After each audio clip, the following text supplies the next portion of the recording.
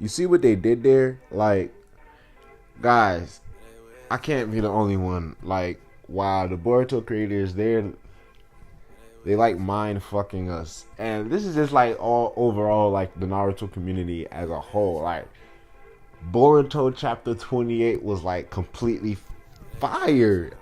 And it was crazy. I got so excited for this chapter. And the thing about what this chapter really did is chapter 27 was an amazing ass chapter. But chapter 28 got me so hyped for like the 29th chapter to this point where it's like it's become a crucial situation. Whereas we as a community and fan base for Boruto and Naruto need to like spark somebody's brain of interest into making this shit a weekly shonen manga drop, like at least bi-weekly. Every other week we need to get a Boruto chapter. I feel like it's reached that point now to where like these niggas are gonna start having some angry ass fans because like chapter 28 was fucking it was great. It was amazing. There's like so much shit that's just going on, and it's like I like what they did there. Like you see how they trying to play us. Like I like Boruto starts off with, okay, boom, a random kid is supposedly the killer of Naruto Uzumaki, like the kid we've been following throughout most of our lives, well, for like a good portion of the fans at least, and wanted to see grow up to become the Hokage, and we finally got to see his dream come true. And now boom, Boruto comes out, and they all of a sudden talking about this kid ended up killing Naruto and shit like that, possibly being the killer of Naruto. Hidden Leaf Village possibly being destroyed. You know, Boruto with all these weird ass hacks and gags and shit with the seal, his fucking Jogan. And then they tried to shit on all of us with this whole fucking Kashin Koji and Jiraiya bit. And I actually want to talk about this bit first. There was a whole lot of interesting parts in all of chapter 28, you know, with Kawaki and his whole little, you know, mini tour throughout the Hidden Leaf Village with Sarada and Naruto, you know, stopping to get something to eat and stopping by, you know, shopping and shit. But what's really crazy is like they really try to negate the fact that they like purposely. I got this is no without a doubt in my mind. The creators of Boruto, they're saying back like, yeah, they have to know that they're doing this shit on purpose. It's not by coincidence. No way they just sit back like, oh shit, Kashin Koji, this guy kind of reminds me of Jiraiya. Like, they're fucking with us. And whether or not or before I even get further into that, I honestly don't believe that Kashin Koji is this Jiraiya guy. Just that Jiraiya was just too perfect of a character from life to death, and his impact on Naruto was just too fucking great in his character development. Like, they just can't bring this nigga back on some crazy shit, and I just can't think of any possible reason why they would want to bring Jiraiya back, or how they could bring it back without like drastically changing the way I would feel about the entire Boruto story. Like, there's just no way. And I know for a fact they're just sitting back like, yeah, huh. Like, these niggas is gonna talk about it. Like, there's those who want Kashikochi to be Jiraiya, and there's those who find it interesting, and there's those who like, if they do make him Jiraiya, I want to see how they go about it. They can go about it in a way where it's like, yeah, I just don't want to watch the show anymore. They can go about it in a way like, wow, that's crazy. But I don't see them doing that. At the end of the day, when I feel like when they reveal like the true identity of Kashin Koji, we're still gonna be fucking surprised. And I personally feel like even out of all of the theories that's been going on, I feel like none of us has really gotten correct. But then again, you know, we never know.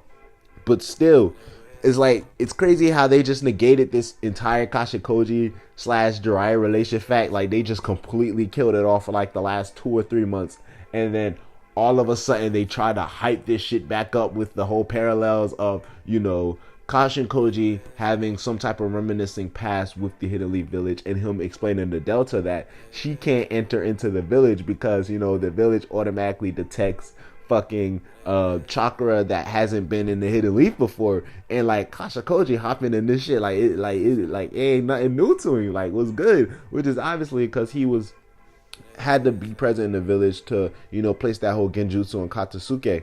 But still, we get to see Kashin Koji entering the Hidden Leaf Village by the end of Boruto chapter 28, and that just leads to like so much possible predictions for chapter 29. And for those of you guys watched my last video, my chapter 28 prediction video, which is like the last video I dropped before this video right here, I did state that chapter 28 needed to go into deeper, you know, complex with the Kara organization members, though at least those were one of the things that I mentioned.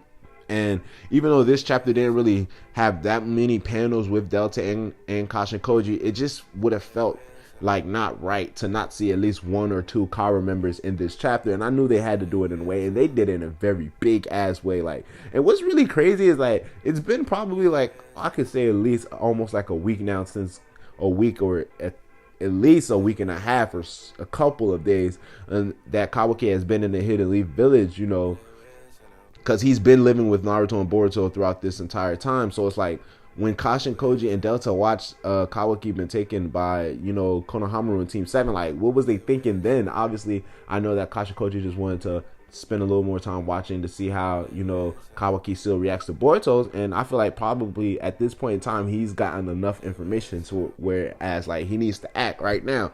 And one of the things that is, like, crazy, like everybody is expecting this shit to happen next chapter, is a possible fight between Kashin, Koji, and Naruto. And what's exciting is like you just can't help but think, even for those niggas who don't believe that this nigga is Jiraiya, he probably has some type of relationship to Jiraiya, some type of connection to Jiraiya, some way, somehow. Like, there's a loop somewhere down the line.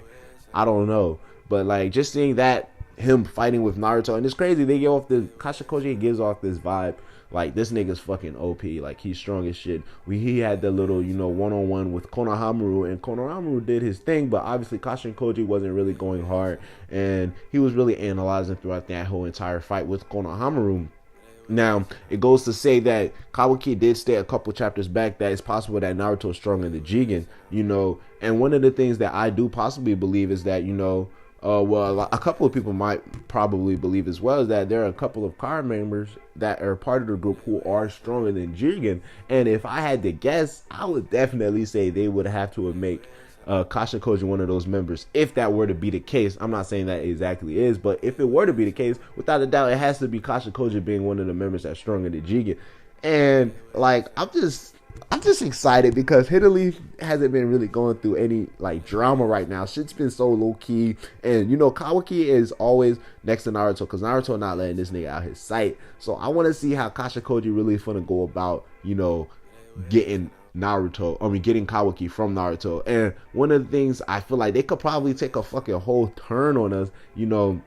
Kashin, Koji did tell Delta to stay back because of the whole chakra sensing thing from the Hidden Leaf Village. But, you know, being the organization Akari is, they probably have a whole lot of detail, and they probably know of Sasuke Uchiha and about how he's basically always away from the village, you know. And if Kara members are so like this, like they seem pretty confident in their strength, and despite, even if, you know, Delta's chakra was to set off the alarms in the Hidden Leaf Village, like it wouldn't be surprising for me to have them believe that they could just fucking take care of what they need to take care of, even if the alarms go off or some shit. So it could be like Kashin, Koji possibly making Delta stay behind because like he has to really go do some other type shit. Like, he's not fun to really go get Kawaki. But that's just like a theory going further and further into it. I probably want to make a whole nother video on that aspect alone. But for right now, just sticking to the fact that, yeah, Kashin, Koji is in the Hidden Leaf and he's trying to take back Kawaki. And obviously, my nigga Kawaki's not going to let that shit rock either. So we are definitely going to see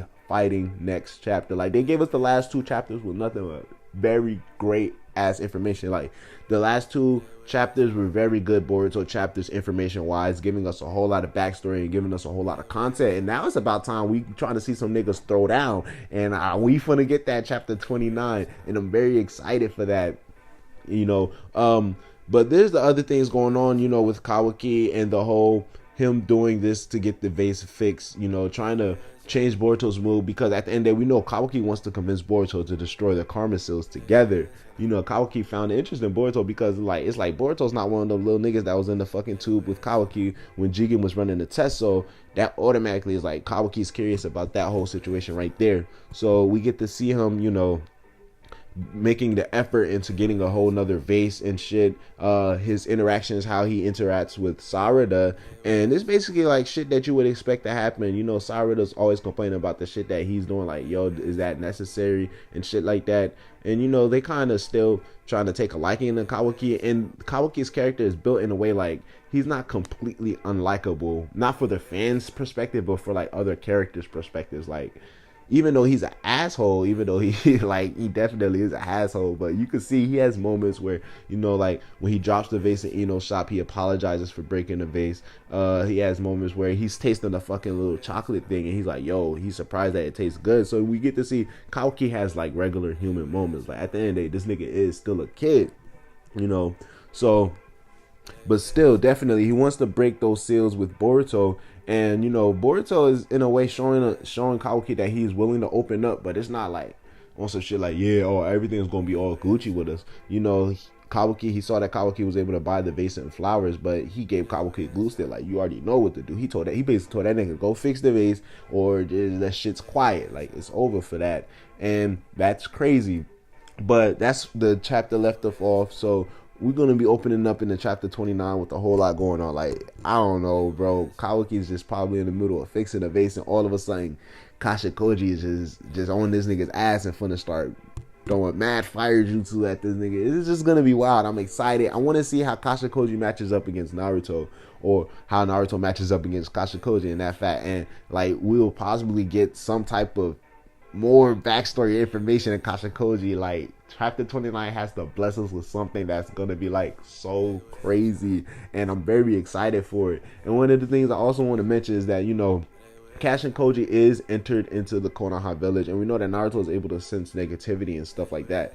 And one of the things that also ties into what I said earlier, and what I want to make a theory video on Kashin Koji being a possible double agent, is that, you know, Kashin Koji did enter the village, and we get to see in the panels where Naruto is still like, you know, he's cooling. Obviously, he's aware that the enemy is after Kawaki, but it's unclear when he's speaking to Ino if he's aware that Kashin Koji is like close, you know, because we know this nigga Naruto is able to sense strong chakra without a doubt, and he's definitely able to sense negative chakra with, you know, Kurama's help and shit like that. So the fact is, he possibly didn't sense negativity from Kashin Koji's chakra, but he just felt a strong presence from this nigga on sense like, yo, nah, I know my nigga Sasuke ain't back in town, so like, what the fuck is going on?